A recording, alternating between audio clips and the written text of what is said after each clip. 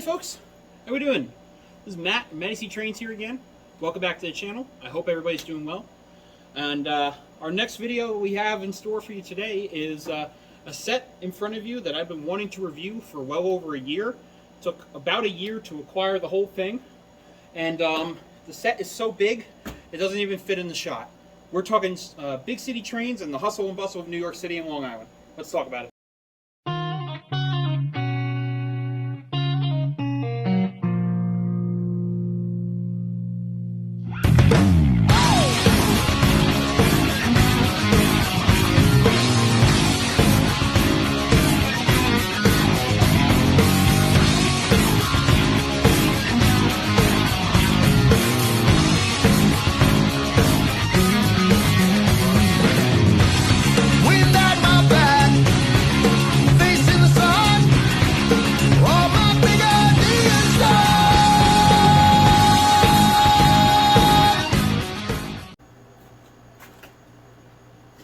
So as you can see, this is quite literally the longest single passenger or any kind of set that I own in my personal collection. This is about as long as the Amtrak Acela that just came out this year. And this is actually something you would have probably seen quite often here on the Long Island Railroad. Though admittedly, trains of this size actually probably did not run as frequently, and we'll get into that when we get into the history. But yeah, so this set was cataloged in the 2019 catalog year. The engine was cataloged as well as all the passenger cars and the power cab unit we'll take a look at in a few minutes. The C420 up front came out quite some time ago. In fact, this is not a new tool from Lionel at all. The C420 originally came out during the 2004-2005 years with TMCC, with Road Specific Crew Talk. And we actually have a model here at the my local club, the Nassau Lionel Operating Engineers. We have a custom run of that same engine, and we'll put these two side by side in just a minute. But this is a fantastic set and pretty unique because we have a functionality feature on this set that you would not normally get, but it's pretty cool that it's paired up like this. But first, let's talk about the history of the engine and all the passenger cars. So the model that we're looking at today is based around the time where the Metropolitan Transit Authority, or the MTA for short, had purchased the Long Island Railroad around the late 1960s or 1970s, when this paint scheme was starting to be fully converted from what we got to turn the pages back again to around 1964.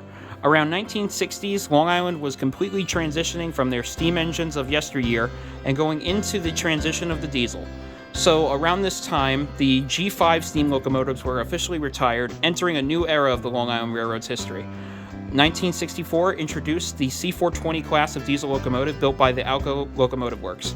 This locomotive was probably at the time Long Island's most powerful engine alongside the Sealiner. The C420 is a very common diesel locomotive, although what we see here is the high-nose version of the locomotive, and it's a very unique locomotive indeed. But going to the actual history of the engine, it was purchased around the late 1960s and served the Long Island Railroad for many years until the early to mid-80s, where they were phased out by the later GP30 class of diesel locomotives. The C420 served the Long Island Railroad for many, many years and was notorious for being in the World's Fair paint scheme. The diesel was probably, like I said before, one of the most powerful diesels Long Island had, and it served mostly for heavy commuter traffic as well as freight services at the time. The Alco that's at the end of the train was used as a power car to power predominantly the electric and heat and air conditioning and lighting within all the passenger cars at the time, because the C420 was strictly the motive power for pulling the cars back and forth to various parts of the island. So I'm probably not going to go over the model too much because, in all honesty, this is the same tooling that Lionel did from around 2005. Just that this is the now legacy-equipped and Bluetooth-equipped version of this engine, and the engine just runs a little better and has a little more features that the original did not. But, you know, I do want to point out that this is the first time Lionel's ever offered the C420 from the Long Island C420 in the blue and yellow paint scheme, or the MTA paint scheme. This paint scheme was worn around 1970 and pretty much had this paint scheme up until the end of the C420's lifespan. I do also want to point out that Nassau Hobby Center, and you'll see here on the screen, they did pretty much every other paint scheme that the C420 famously wore, especially the famous and infamous World's Fair paint scheme. They also did the Blue Wave paint scheme, and they also did the Bicentennial blue, red, and white paint scheme, and all look absolutely awesome. If you ever come across them, they are awesome. Like I said before, as far as the functionality of this engine, it's pretty much a standard Lionel diesel, and what I mean by that, it pretty much has everything you expect on any other legacy diesel that's out nowadays. The sounds are pretty similar, although this one does have a couple different options as far as the functionality. Like I said before, you can run this in standard conventional with a loop and track and transformer. You can also run it with just the legacy Cab 2 remote or the Cab 1 remote.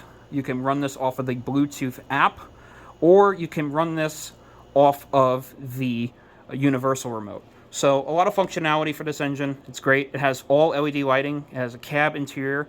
It actually has the cab interior feature where once the engine starts operating, the cab light will turn off.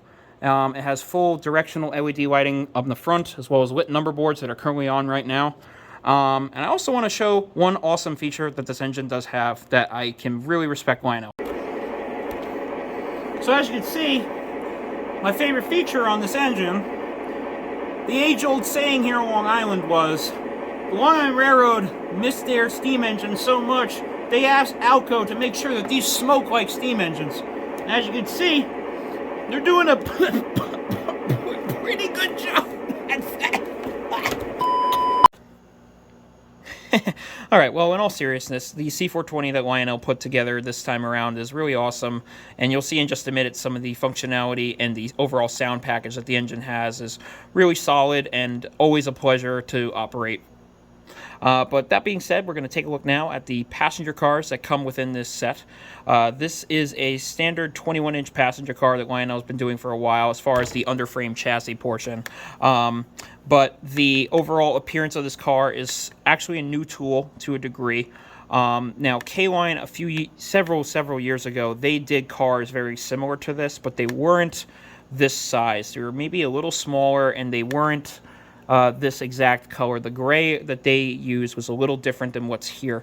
And K-Line actually also produced a parlor car or a bar car that had a red stripe to let you indicate where you are on the train. But we're not talking about that today. We're going to go over this car here. So brief little history on these 21-inch cars. They were introduced to the Long Island Railroad around the early 1970s and pretty much were around till the late 80s or mid-90s they were around. So around 94, 95, these were still around, but then they were starting to quickly be phased out for the double-decker cars that we use pretty much every day here on the island since then.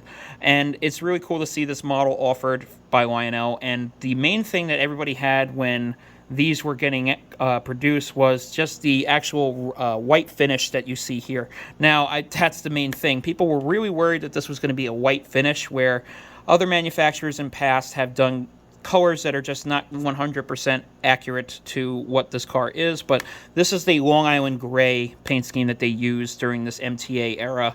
And this is very sharp. It's very simplistic. The paint scheme as a whole is very simplistic, but the blue striping and the blue lettering and the MTA logos here on the bottom parts of the car are really, really sharp. And it's just, that's why I like it. It's a very simplistic car. It's not a Madison or a Pullman or, you know, Pullman Braggley or any of those other type of big passenger cars, but it's still nice. It's almost semi-streamlined in a way, which actually is pretty cool to see when you put all six together. But these served Long Island for many, many years, and really cool to see it in 3-rail for the first time in what seems like forever. Not too much going on for them detail-wise, but to point out, they do have the separate handrails here on the sides. They have the really cool, as I said before, the actual M logo that's from the MTA. You have the nice crisp Long Island on the top, as well as individual numbers for each car, which is really cool. You have some detailing that's molded in on the top, you know, rivets and so forth, and this walkway on the top here, which isn't really a walkway. It's more of something to help with the AC or something of that nature. The undersides of these cars are pretty straightforward. They have some typical detailing you would come to expect. Very minimal, but they do have some of the generator pieces and, you know, a little bit of underframe, but nothing too crazy. They do also have, I want to point out, they have the chromatic couplers. So these are the sprung-loaded couplers that fully extend out. And this is actually really cool, a little ingenious by Lionel. These do spread out the cars ever so slightly, so that could be bothersome for some people if you worry about passenger cars being a little bit of a gap. But it's not that big of a gap. It's actually not that noticeable. But they did that because it helps you get around some really tight corners on the way out. And actually, if you were to get these, a lot of people think when it comes to 21-inch passenger cars that these will not handle small or tight layouts, but these actually can. These actually can be operated on 048 curbs, if not 042. They can handle it. I do know some friends in the hobby that say and had success with tighter layouts to actually operate these full-size passenger cars. So definitely ingenious in that regard with the chromatic coupler. And it's very straightforward, but actually it's really cool that they offer that. But besides that feature, they also have the really nice diaphragm pieces that you see here.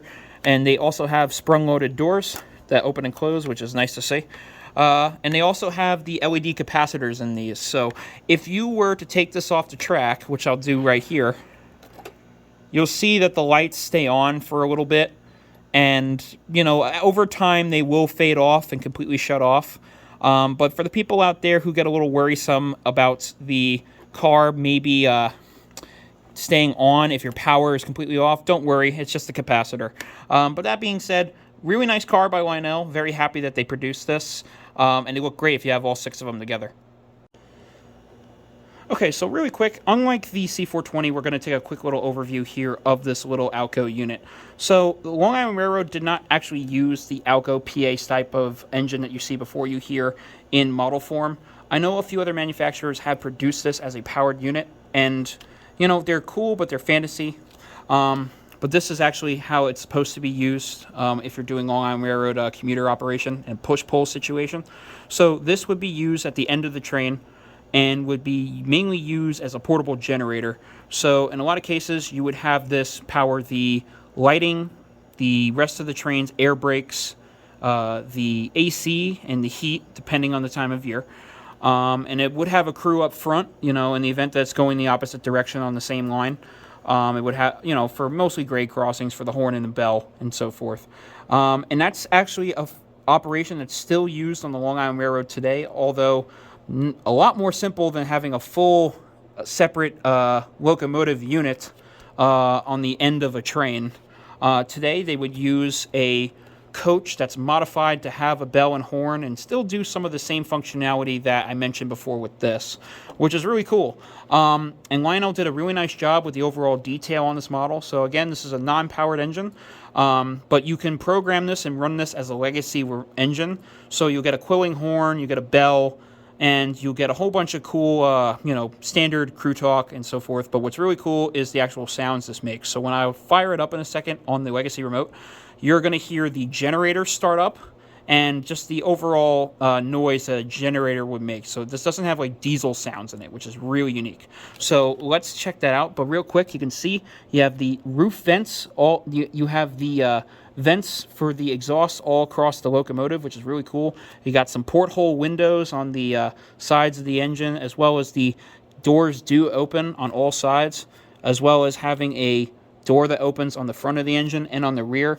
There's all LED lighting on this. This actually has the same functionality as when the engine starts moving. The cab light will come off when the engine goes forward or reverse. You have operating marker lights and number boards, which is really cool to see that as well.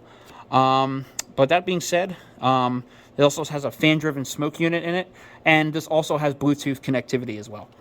So now I'm going to take my legacy remote here, and we're going to fire her up.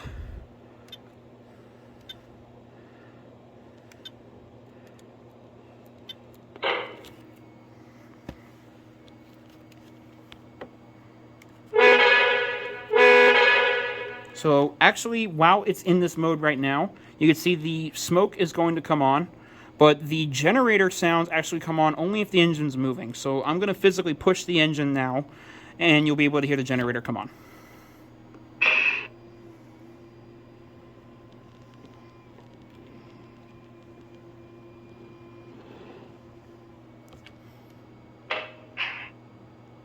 Dispatcher here. You're clear to pull. Over.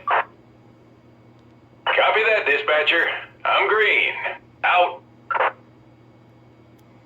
Dispatcher, air is made. Brake test complete. Are we clear to pull? Over. Okay, so as you can see... Roger that. Take the green. Over. Well, excuse you, conductor, for interrupting me. Roger that. Here we go. Out. You can see that it actually stays fairly quiet, but the generator sounds are present, and you will see in just a moment when I pair the two engines up, and that's going to lead into my next topic, so let's check that out. Okay, so as you can see, we have the engine and power cab now all set up, ready to run. I do want to mention now that if you do want to run this the way I'm about to run it, you have to go into your legacy remote, have both engines pre-programmed, and then you're going to build this train as a lash-up as you would with any other train, so that on this particular set, if you want to have the directional lighting, so if I press the main direction on the engine right now, if I have it set to engine 18, which in this case is the C420 up front, the lighting will be up front, and then vice versa. Go back to engine 60.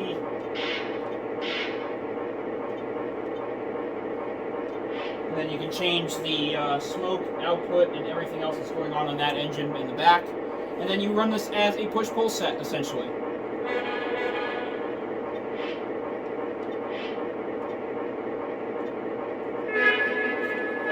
Love that horn, by the way. That's probably one of my favorite features I didn't mention before. My actual favorite feature compared to what I did before. This has a really nice pitch that's pretty unique to just this engine, I found. And it sounds like a fog horn that you would see here on Long Island. Well, I better let these guys get going because they got a job to do. So sit back, relax, and enjoy the running session. So real quick, before we set the engine on her way, I do want to show you guys how they actually activate the generator sounds when you have the engine paired up in a lash-up. So unlike before, when it was sitting by itself, it won't really do much of anything. But if you go to aux 3 on your legacy remote, when you have this engine in the lash-up, if you hit aux 3, it should fire up the entire engine.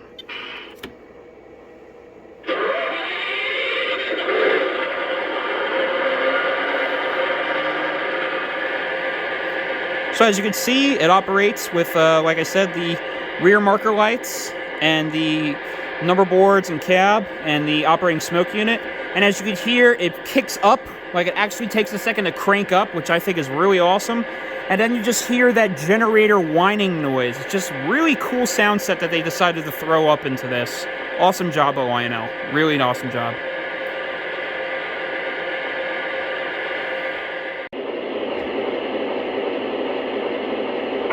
Dispatcher, we're ready. Is it okay to pull? Over. Roger, your track is clear. Dispatcher, over. Roger that. Here we go. Out.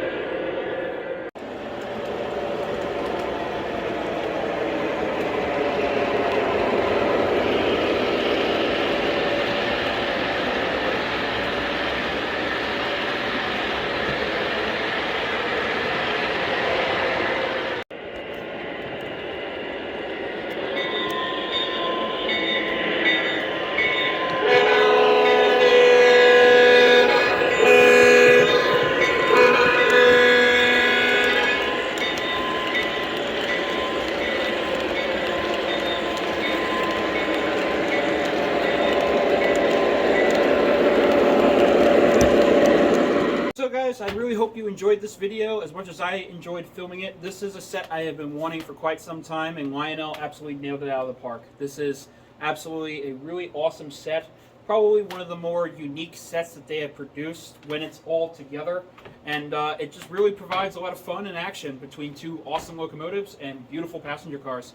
That being said, I'm Matty C. Thanks so much for watching. Take care, and I'll see you in the next one.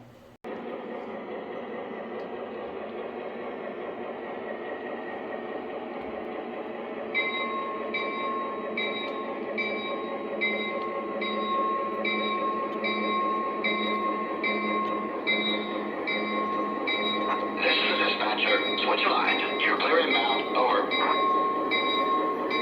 Clear block. Out.